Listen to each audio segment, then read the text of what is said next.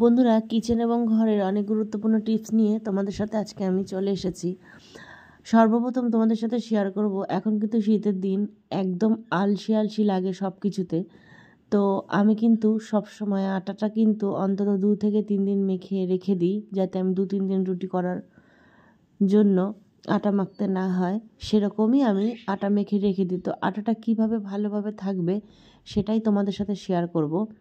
সবার প্রথমে নুন, কিছুটা চিনিটা অবশ্যই দেবেন। চিনি কিন্তু বেশি দেবেন না, 1-2 চামচ মতন চিনি, আর একটু খাবার সোডা। এগুলো দিয়ে প্রথমে আটাটাকে ভালো করে ময়েম করে নেবেন। নেওয়ার পরে সামান্য সাদা তেল, এমন দেবেন না যাতে বেশি হয়ে যায়। 1 থেকে 1.5 চামচ বা 1 চামচ এরকম দেবেন, যাতে আটাটাকে মুট করতে পারবেন। দেখুন বন্ধুরা, আমি কিভাবে করছি। এইভাবে করার পর একদম ফুটন্ত গরম জল দিতে হবে বন্ধুরা। অল্প অল্প গরম জল দিলে হবে না, এটা কিন্তু আটা মাখছি। এটা ফুটন্ত গরম জল দিয়ে যদি মাখতে পারেন বন্ধুরা, হালকা হালকা হাত সয়ে সয়ে এরকম মেখে নিতে হবে। আর একদম ঠেসে ঠেসে টাইট আটা মাখতে হবে, নরম মাখলে চলবে না। এবার এই আটাটা মাখার পরে কিছুক্ষণের জন্য আমি কি করব দেখুন। প্রথমে একটুখানি তেল উপরে কিন্তু এরকম করে আমি ভালো করে দিয়ে ঠেসে নেব আটাটা। তারপরে কিন্তু একটা পরিষ্কার কাপড় দিয়ে মিনিট 5, মানে যতক্ষণ না পর্যন্ত আটাটা পুরোপুরি ঠান্ডা হয় ততক্ষণ পর্যন্ত ঢেকে রাখবো। আর তারপরে একটা টাইট কন্টেনারে ভরে রেখে দেবো। এবার 3 দিন কিন্তু আটা খাওয়া যাবে, কোনো নষ্ট হবে না, কালোও হবে না। এবার দেখুন বন্ধুরা, বিছনা চাদর পাতার সময় কিন্তু আমাদের অনেকেই অনেক রকমভাবে পাতে। কেউ চিরুনি, কেউ খুন্তি দিয়ে কোনাগুলো গোজে। কিন্তু আজকে আমি এমন একটা পদ্ধতি তোমাদের দেখাবো, কোনো কিছু দিয়ে গুজতে হবে না, একদম সহজভাবে।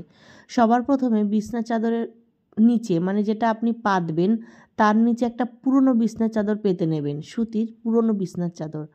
তার উপরে এরকম চাদরের 4টে কোনায় 4খানা গিঁট মেরে, এবার ওই কাপড়টার উপরে, মানে ওই পুরনো বিছনা চাদরের উপরে এই চাদরটাকে বিছিয়ে 4টে কোনা এরকম ঝুলিয়ে নেবেন ভালো করে।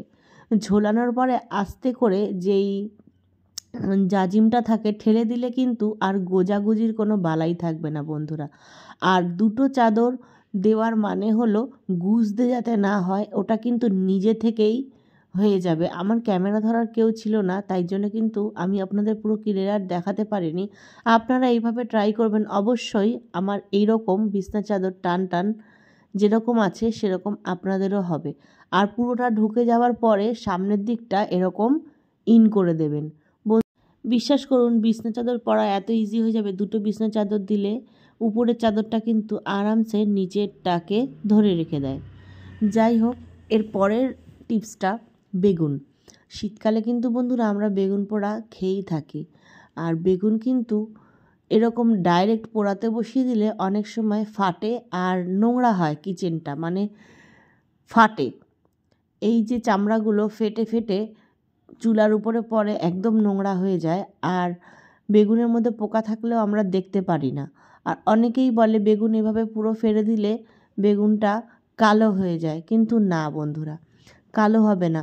এই যে বেগুনটা যখন এরকম ফাড়বেন, দেখে নেবেন যখন পোকা একটুও নেই, তখন কিন্তু বাইরের সাথে সাথে ভেতরটাকেও তেল মেখে দেবেন। ঠিক এইভাবে বন্ধুরা, আমি গ্যারান্টি দিয়ে বলবো, বেগুন তো পোড়া হবেই, কিন্তু গ্যাস নোংরা হবে না। কিভাবে দেখুন বন্ধুরা, আমি দেখাচ্ছি। প্রথমে বেগুনটাকে দেখুন, আমি এরকম করে কিন্তু পোড়াচ্ছি, কিন্তু কোনো নোংরা নেই। দেখুন বন্ধুরা, গ্যাসের নিচে কিছুই পড়ছে না। আর বেগুন পোড়ানোর সময় একটু ঝোলের মতো, মানে রস পড়ে কিন্তু গ্যাসে। এইভাবে যদি তেল মাখিয়ে দেন তাহলে কিন্তু রস পড়ে না। আর এই যে দ্বিতীয় টিপস দেখুন বন্ধুরা, এই যে গ্যাসের সামনে আমি একটা টাওয়াল বিছিয়ে রেখেছি, এই টাওয়ালটা বিছিয়ে যদি আমি রান্না করি বা রুটি করি বা যে কোনো কাজ আমি চুলায় করি, নোংরাটা কিন্তু আমার কেবিনে পড়বে না। গ্যাসের সামনে এবং সাইডে কিন্তু একদম পরিষ্কার থাকবে। দেখুন বন্ধুরা, আমি কিন্তু রান্না করার সময় সব সময় এই গ্যাসের নিচে একটা টাওয়াল রাখি। আপনারা কিন্তু এই টিপসটা ফলো করতে পারবেন। এতে হাত মুছতেও সুবিধা হবে আর সব রকম কাজেই ওটা সুবিধা পাওয়া যায়। এরপরে দেখুন চালটা কিন্তু অনেক পাউডার মেশানো থাকে এখনকার দিনে। তো চালের মধ্যে আমরা পরিষ্কার করব কিভাবে, 1-2 চামচ নুন নিয়ে ভালো করে চালটাকে কিন্তু কষলে নেব বন্ধুরা। নুন কিন্তু আমাদের অনেক কাজে লাগে, অনেক কাজে লাগে। রান্নাঘর শুধু রান্নার কাজে না, রান্না ছাড়াও অনেক কাজে নুন লাগে। চালটা প্রথমে এইভাবে মিনিট 5 নুন দিয়ে আমি ভিজিয়ে রেখে দেবো। তারপরে ভেজানোর পরে একটা ঝুড়ি তোমাদের সাথে শেয়ার করি বন্ধুরা। আমরা চাল ধুতে গেলে কিন্তু সব সময় চাল কিন্তু একটু না একটু হলেও বেসিংয়ে পড়ে, কিন্তু আমি এটা অনলাইনে এই ঝুড়িটা আনিয়েছি। তোমাদের কার কার কাছে এই ঝুড়ি আছে আমাকে অবশ্যই কমেন্টে জানিও। এই ঝুড়িতে চাল ধুয়ে আমি কিন্তু খুব মজা পেয়েছি, আমার একটা চালও কিন্তু বেসিংয়ে পড়ে না। তোমাদের দেখাচ্ছি কীরকমভাবে পড়ে না। দেখো বন্ধুরা, চালটাকে রেখে আমি কিন্তু জল ঢেলে দিলাম। 1 ফোঁটাও চাল কিন্তু পড়ার কোনো চান্স নেই। এই যে ছিদ্রগুলো আছে ছোট ছোট একদম, একটা চালের দানাও বেরোতে পারবে না ওখান দিয়ে, পানি ছাড়া আর কিচ্ছু বেরোবে না। দেখো বন্ধুরা কত সুন্দর না?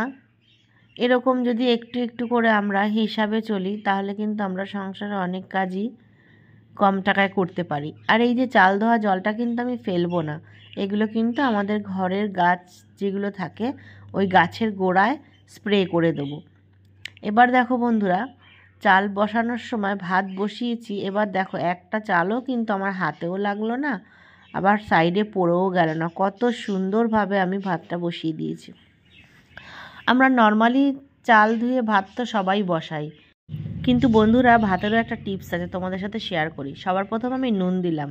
নুন দিলে কিন্তু ভাতটা শুধু খেতেও ভালো লাগবে, টেস্ট হবে। তারপরে দিলাম তেজপাতা দিলে কিন্তু বন্ধুরা ভাতের গন্ধটা সুন্দর আসবে। আর তারপরে দিলাম তেল।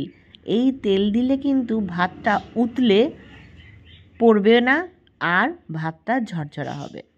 আমি কিন্তু সব সময় ভাত রান্নার সময় নুন, তেজপাতা আর তেল দিয়ে ভাতটা রান্না করি। এই ভাতটা শুধু খেলেও কত টেস্ট হবে, আর পরের দিনকে বাসি ভাতটাও টেস্ট লাগবে খেতে।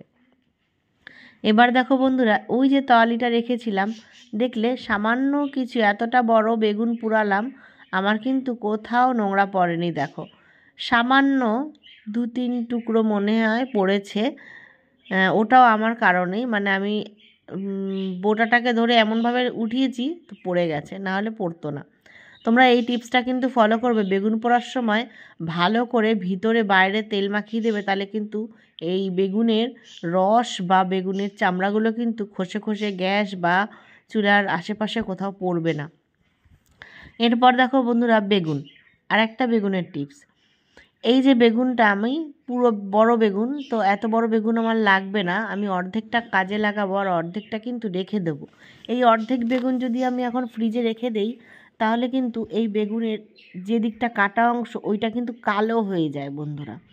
তো কালো হবে না যদি এইভাবে আপনারা রেখে দিতে পারেন। বেগুনের কাটা অংশটাকে কেটে ভালো করে গাটায় হালকা আর ওই সাদা অংশটায় ভালো করে এরকম সর্ষের তেল মাখিয়ে রেখে দিন বন্ধুরা। বিশ্বাস করুন কোনো দিন বেগুন কালো হবে না। টিপসগুলো যদি ভালো লেগে থাকে অবশ্যই পাশে থেকে কমেন্টের মাধ্যমে জানাবেন।